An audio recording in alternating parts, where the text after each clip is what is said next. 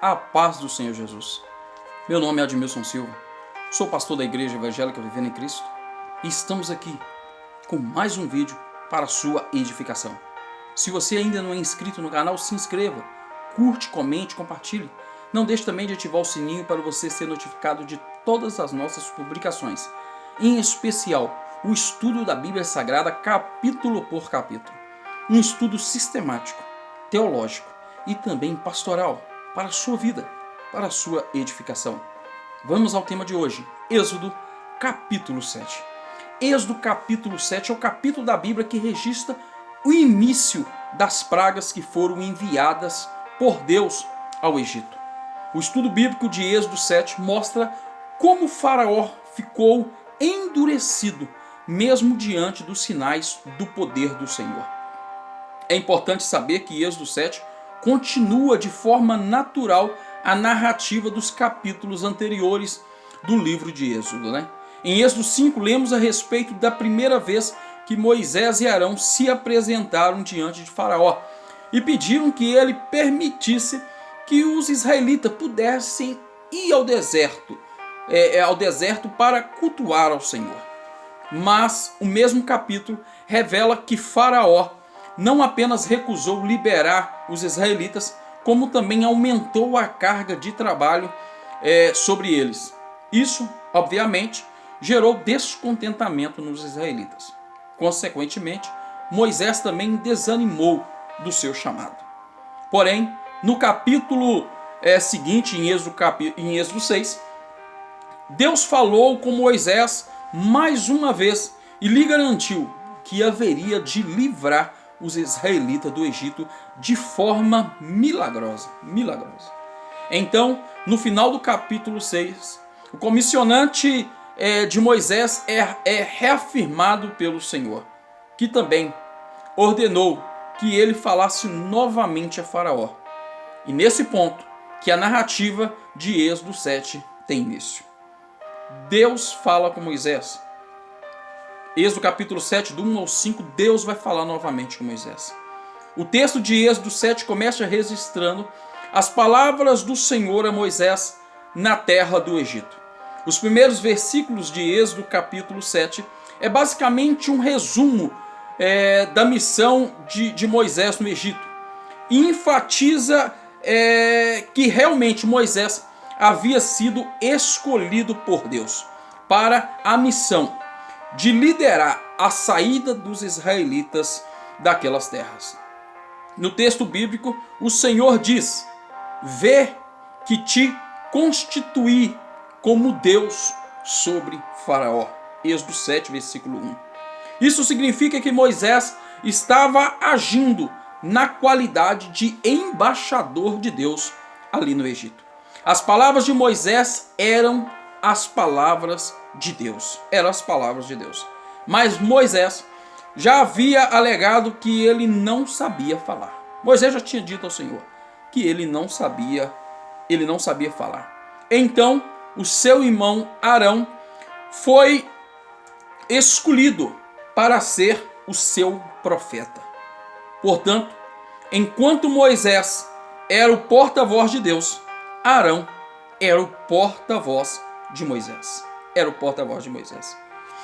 O texto bíblico também informa que Deus haveria de endurecer o coração de Faraó e então manifestar os seus sinais e maravilhas na terra do Egito.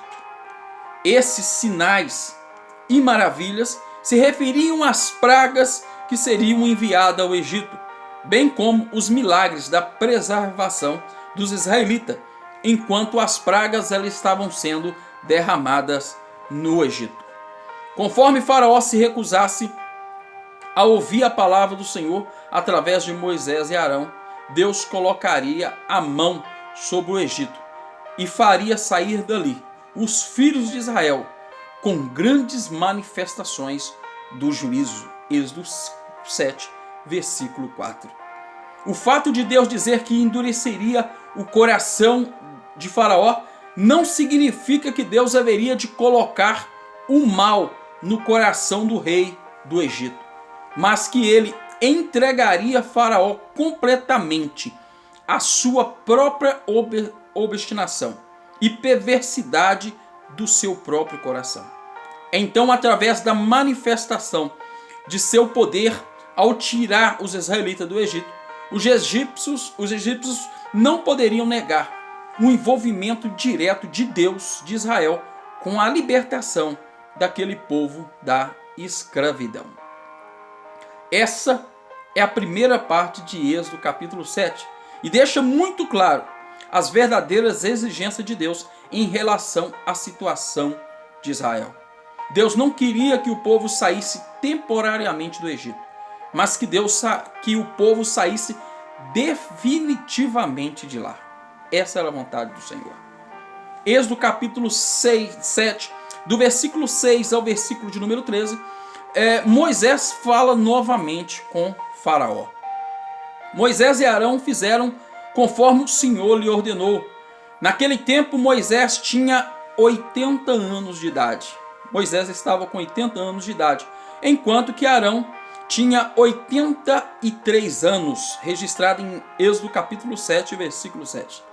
Além disso, o Senhor também ordenou que quando Faraó pedisse por milagres, Moisés deveria mandar Arão lançasse o seu bordão diante de Faraó, porque o bordão se transformaria numa serpente. O bordão se transformaria numa serpente. Moisés e Arão obedeceram às palavras do Senhor e se apresentaram diante de Faraó. E na presença de Faraó, o bordão de Arão se transformou numa serpente. Mas Faraó mandou os seus adivinhos, seus mágicos, que fizeram também a mesma coisa. Na religião panteísta dos egípcios, havia muitas pessoas que se ocupavam de mágicas, feitiçarias e encantamentos. Essas eram as pessoas consideradas entendidas de religião no Egito. Inclusive, o encantamento de serpentes era uma prática comum entre as pessoas. O texto bíblico simplesmente diz que os sábios de Faraó conseguiram também fazer o mesmo através de suas ciências ocultas. Com isso, o texto explica o texto ele não explica exatamente como eles conseguiram fazer isso. Se foi através de ilusão de ótica, ou algum truque de manipulação, ou por qualquer outro tipo de artifício, Além do mais, a Bíblia ainda fala da possibilidade de realização de supostos milagres pela ação de espíritos malignos. Nós vamos ver em Apocalipse capítulo 16, versículo 14, vai dizer milagres por ação de espíritos malignos. Seja como for, o certo é que os bordões daqueles encantadores se transformaram também em serpentes. Mas o texto bíblico diz que o bordão de Arão devorou os bordões dos mágicos de Faraó. Aqueles sábios dependiam dos truques de suas ciências ocultas, mas Arão dependia totalmente do poder divino, incomparavelmente superior a qualquer outra manifestação de poder. Superior a qualquer manifestação do mal. O texto do livro de Êxodo não informa os nomes dos sábios de Faraó, mas é bem possível que eles fossem os mesmos citados pelo apóstolo Paulo, cujos nomes eram Janes e Jambres. Jane e Jambres está registrado em 2 Timóteo capítulo 3 e versículo 8. Paulo diz que da mesma forma que aqueles feiticeiros resistiram a Moisés, os falsos mestres também resistem à verdade de Deus. Êxodo capítulo 7, do versículo 14 ao versículo 21, vai registrar a primeira praga. Mesmo após o sinal do poder de Deus em transformar o bordão de Arão numa serpente, E depois de fazer com que aquele bordão devorasse os bordões dos sábios egípcios, ainda o coração de Faraó se endureceu, e ele não ouviu o que Moisés e Arão lhe falaram. Então o Senhor ordenou que Moisés fosse se encontrar com Faraó pela manhã, quando ele haveria de sair para ir ao rio Nilo. Talvez Faraó fosse ao Nilo para se lavar ou para participar de algum ritual religioso. Moisés deveria esperá-lo na beira do rio. Deus também falou que Moisés tomasse o bordão que havia se tornado em serpente e anunciasse a Faraó que, pelo fato de ele não ouvir o apelo de liberar os israelitas, as águas do rio Nilo seriam feridas e se transformariam em sangue, trazendo morte ao rio e escassez de água aos egípcios.